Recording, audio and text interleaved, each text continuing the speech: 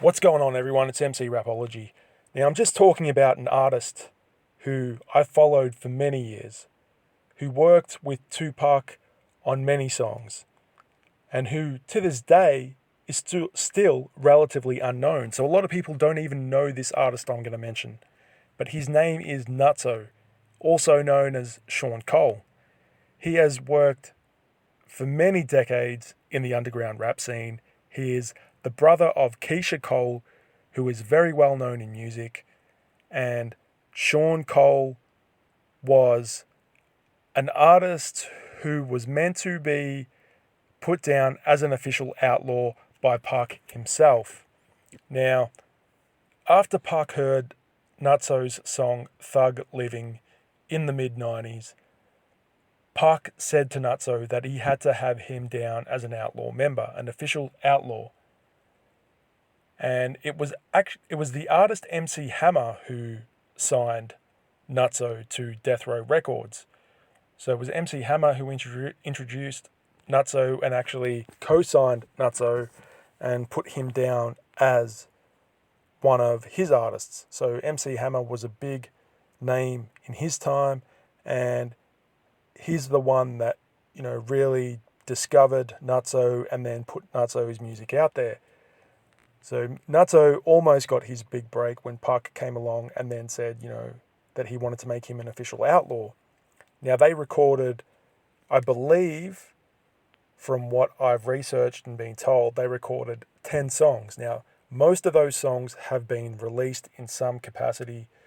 I know some of those songs were officially released on Tupac albums, but there was a total of 10 songs recorded between Pac and Nutso in studio sessions back when Pac was alive.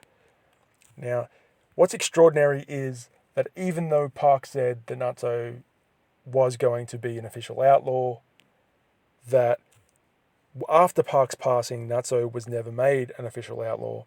Now, for years I've wanted to talk about why this was, from what I've heard, the rumors, and I'm pretty certain that it was because after Pac died, Edie had a big input on finalizing the Outlaws outfit as a group. And back then, Gaddafi had just passed away. The Outlaws were in the process of recording updated versions of songs for the Still I Rise album. And they went ahead and then finalized the group. Now, Fatal didn't want to join the final outfit of the group, so he left. That's why you don't hear him on the Still I Rise album.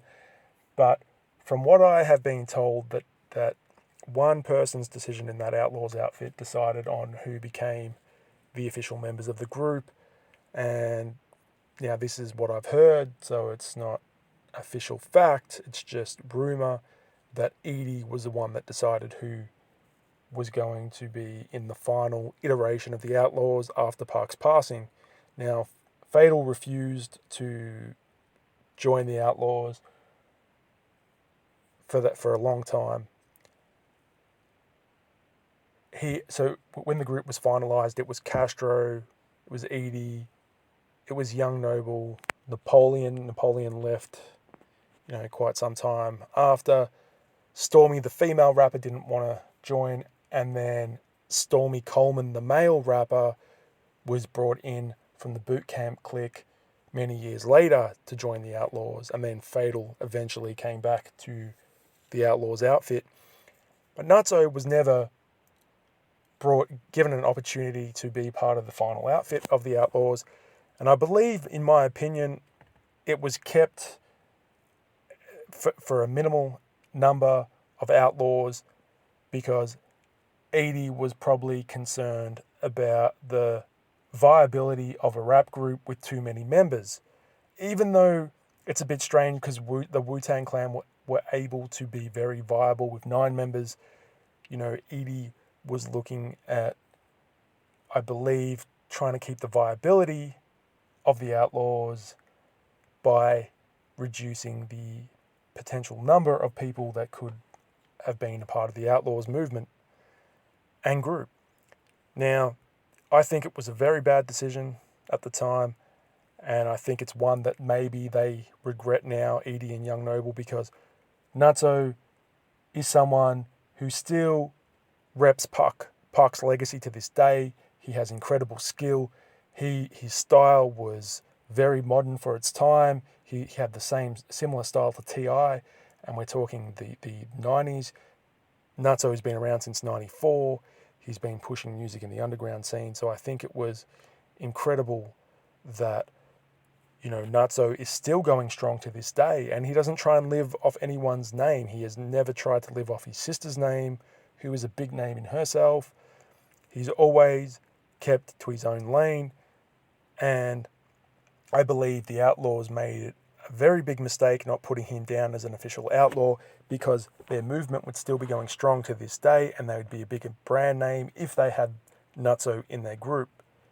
And I think that this is a big mistake that now the Outlaws regret, in my opinion. And I think Edie, he kicks himself every time he thinks about, the looking back in hindsight and looking back at some of the decisions that were made, all those years ago, decades ago. And I think now, the Outlaws really only has 2 members because Castro retired from music and, he's doing engineering stuff. And, you've got Edie, who's a radio jock now, and he doesn't really commit full time to the Outlaws, and Young Noble still pushes the brand name. But they really had a viable, I think they would have had an even more viable group if they had put Nutso down. But I think they looked at things the wrong way, and it's unfortunate. But Nutso is dope. He was a close friend of Hussein Fatal. They did an album together. Go ahead and check Nutso out. One of the dopest East Oakland rappers going. Someone who has incredible skill and is still underground, but deserves to be in the mainstream. Let me know what you think. Be sure to sub to this channel. Let me know. I'm MC Rapology. Peace.